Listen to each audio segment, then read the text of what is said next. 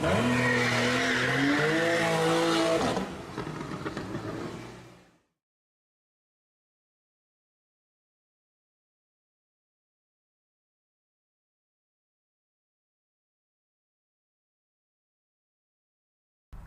everyone, so here I have a 2008 Opel Astra OPC Nürburgring. And special thanks to Heron Auto, Opel and Kia situated in Donegal town for allowing me to review this car for you guys today. There's the Astra, and there's the only guy that can be bothered to watch. The other two are just too busy eating. Okay, so the Nürburgring is basically a styling kit on a standard OPC.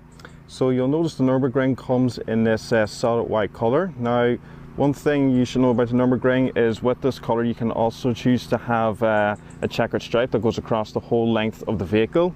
Must be an optional extra because most OPC Nürburgrings I've seen do have that stripe, but this one doesn't. And the OPC also comes with the painted front grille.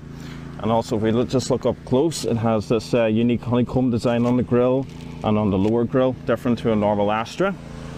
And this car just has the standard halogen headlights, just like my car does.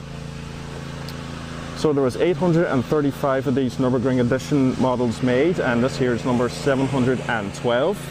Now this car doesn't actually have any more horsepower than the standard OPC. As I said, the Nürburgring is primarily really a styling kit above all else.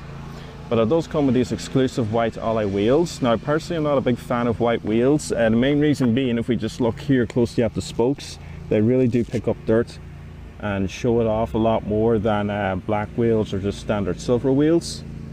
You also got blue brake calipers in this car. And also the Nürburgring comes with these carbon fibre look wing mirrors and B-pillars. And the other thing you're going to notice is there's a lot of Nürburgring badges throughout the car, including that one down there, just telling us which version of the 835 this one is. And it also has Opel's genuine wind deflectors. We're actually just going to go ahead and power on the car. Now this car has the keyless access, so we'll just leave the keys in the car. Put them down here in the cup holder. And so unlike modern day cars where you just press the push button start once to turn it on, you actually have to hold it in and press the clutch.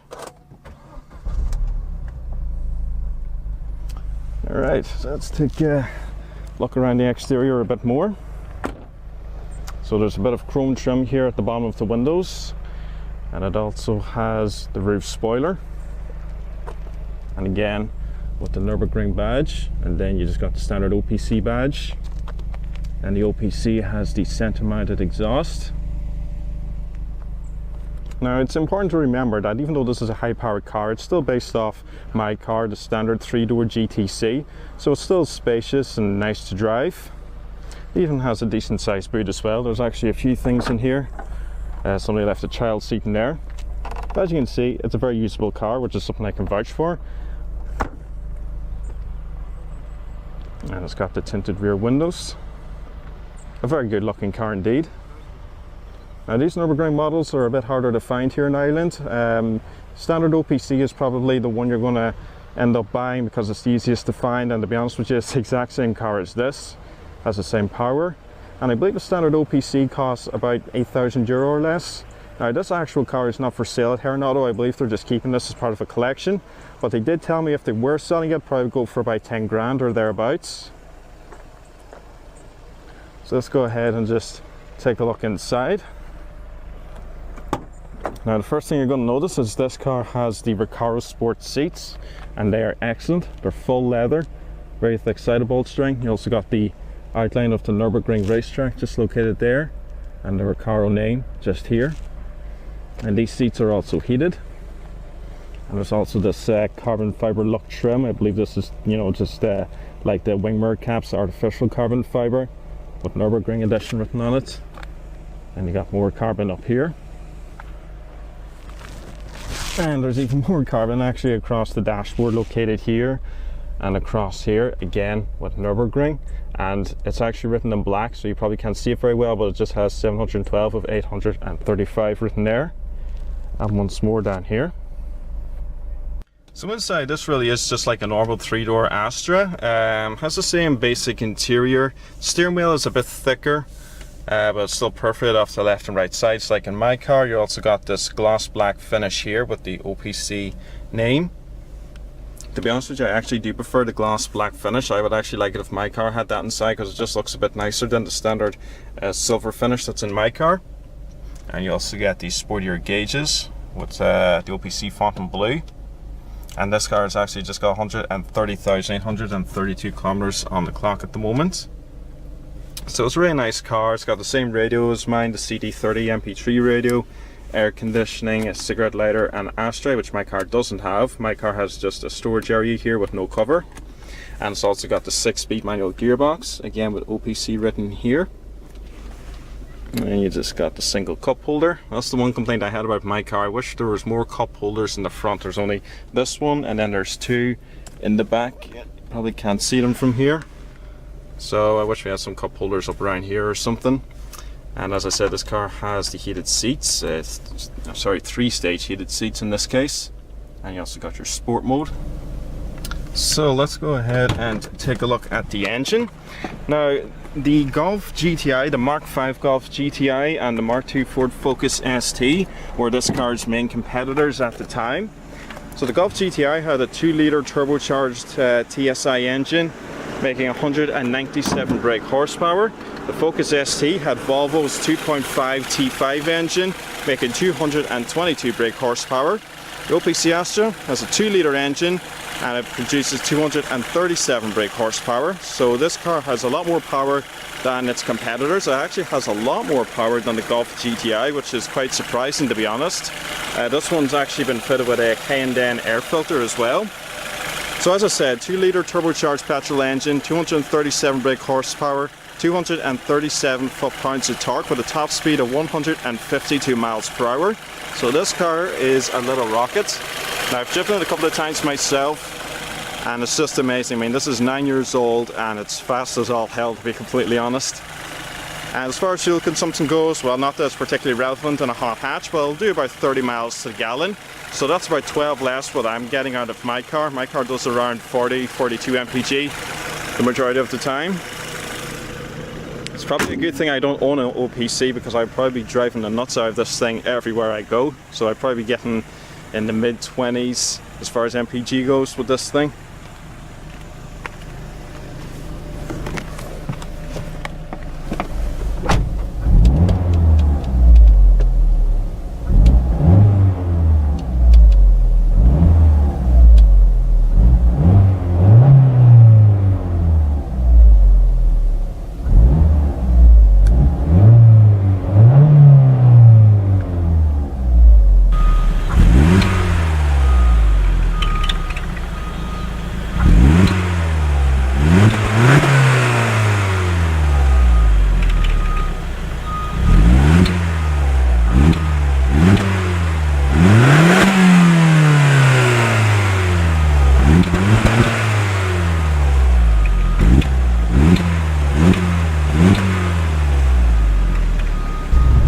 So we're starting our test drive of the OPC Nürburgring out here on the back roads. Now this car, as I said, I've driven it twice before already. It is noticeably choppier out in these back roads in terms of ride quality, so you do kind of bounce around a little bit more. It is a bit firmer. The clutch is a bit heavier, and I'm pretty sure this power steering feels a little heavier as well, all compared to my car. Now in saying that, it's actually quite nice to drive out here. I mean, it's not a very harsh ride, but it is noticeably firmer after coming out of my car. So in terms of driving though, I mean, it's still a very comfortable car. You still have excellent all-around visibility, still very spacious and everything, just like a standard 3-door Astra. Only thing is, you got so much more power under the bonnet now from that turbocharged 2-litre engine. But we're just coming up to a few bends now, and I should mention I just have the car in normal mode, so I'm leaving sport mode off until we get out to the main road. So coming into these bends, the car does feel more planted and a little grippier than my car. Now, one thing I should talk about, and I was just mentioning grip there, this car still has the torsion beam rear suspension that you would find in my Astra. It would have been better if they fitted a multi-link, especially for this OPC model, because it really would improve the ride quality and the overall handling. So as a result, you really can't stick this car into bends as aggressively as you could, for example, with a Golf GTI and a Focus ST, which would have a much better suspension setup than this, because you just run the risk really of understeering anytime you come near the throttle going into a bend. So it's a car that is incredibly fast, but when it comes to cornering at higher speeds, you really kind of need to be careful with this thing. All right, we've got sport mode on, so let's straighten up in the second gear. Jesus! 6,000 RPM. Holy crap, this thing is fast. Alright, so I just had the window drop down a tiny bit there so I could hear the exhaust noise, but my God of almighty, this car is quick. You're just not prepared for how fast this thing is. I mean, this is a 9-year-old Astra. I mean, I got a 5 Series in front of me. I could have gone a hell of a lot faster, but bloody hell, that's incredible. I mean, I've driven this car a few times already, but every time you put your foot down, I mean, obviously there's a bit of turbo lag, so when I put my foot down now, nothing. There's the turbocharger kicking in over 2,000 RPM. And then the other thing is the gearbox. So this is the 6-speed manual transmission, and I didn't show this earlier, but it's got a uniquely designed gear lever compared to a normal Astra. You got the OPC riding here as well. The 6-speed is excellent, very smooth gear shifts. Really very nice. We're actually going to come out to the other bypass here, and we're going to see about this power again. But wow, this thing is quick.